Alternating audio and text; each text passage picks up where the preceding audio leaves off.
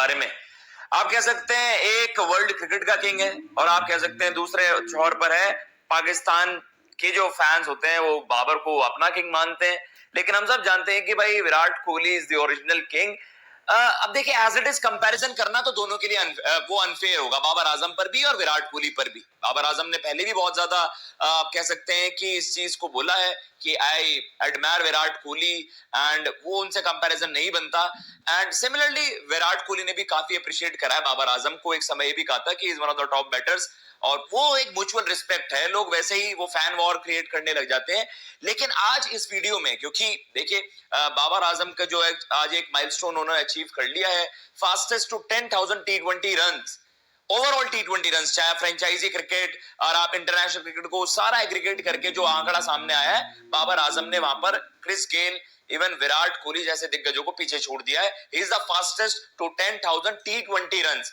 लेकिन अब अलग अलग आप कह सकते हैं कि सेक्शंस में डिवाइड करके वो सारा एनालिसिस करेंगे T20 का बॉस कौन, या फिर आप कह सकते हैं T20 में वो नंबर्स किस तरीके से दिखते हैं। विराट कोहली के नंबर्स की बात करेंगे, बाबर आजम के नंबर्स की बात करेंगे। और देखिए हमेशा ना स्टैट्स वो चीज बयान नहीं करते कि जैसा मानते हैं कि आपके रन्स है, इंपैक्टफुल रन्स कितने हैं, टीम के विनिंग कॉज में कितने वो रन्स आ रहे हैं, बड़ी स्टेजेस पर आपने किस तरीके से डिलीवर करा। शायद उन्हीं पैरामीटर्स पर, उन्हीं पैमानों पर विराट कोहली बाकी सभी खिलाड़ियों से, नॉट ओनली बाबर आजम, काफी आगे निकल जाते हैं इस फॉर्मेट में। चाहे आप लीग क्रिकेट की बात कर लीजिए और चाहे आप T20 इंटरनेशनल्स की बात कर लीजिए। वर्ल्ड कप में Virat Kohli is a different beast, everyone knows that. लेकिन इसमें इस चीज को आप पीछे नहीं छोड़ सकते कि बाबर आजम भी modern day is one of the best batters. उनके स्ट्राइक रेट का एक मसला रहा है जो उनको हॉन्ट करता है, या फिर आप कह सकते हैं कि जो बाबर आजम के अगेंस्ट कुछ बोलना हो तो आप सिंपल सा कहते हैं भाई स्ट्राइक रेट कहां है, वो इंपैक्ट कहां है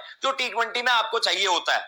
आपकी एवरेज मिड 40s में नजर आएगी जो T20 में एक बड़ी ग्रेट एवरेज होती है, लेकिन आपका स्ट्राइक रेट 125, 126, 127 एंड 128 इसके अराउंड ही क्यों रहता है, वो स्ट्राइक रेट बढ़ता क्यों नहीं है। तो इसका एक ही रीजन है कि भाई देखो हर खिलाड़ी के खेलने का की शैली अलग होती है, हर खिलाड़ी के खेलने का तरीका अलग होता है। बस ये चीज होती है कि आपका खेलने का जो तरीका है वो टीम के लिए कितना इफेक्टिव है। टीम के अगर वो विनिंग कॉज में आ रहा है then those are good runs, everyone knows that. Similarly Virat Kohli को भी अगर आप देखोगे, करियर स्ट्राइक रेट की बात भी करेंगे, ओवरऑल T20s की बात करेंगे, IPL की बात करेंगे, तो किस तरीके से दोनों खिलाड़ी एक दूसरे के अगेंस्ट वहां पर फेयर करते हैं या फिर वर्सेस में किस तरीके से दिखते हैं, आपके सामने स्टैट्स चलाएंगे दोनों ही खिलाड़ियों के, फिर एक एक कर बात। T20 इंटरनेशनल्स में स्टोरी डिफरेंट है। अब बाबर आजम के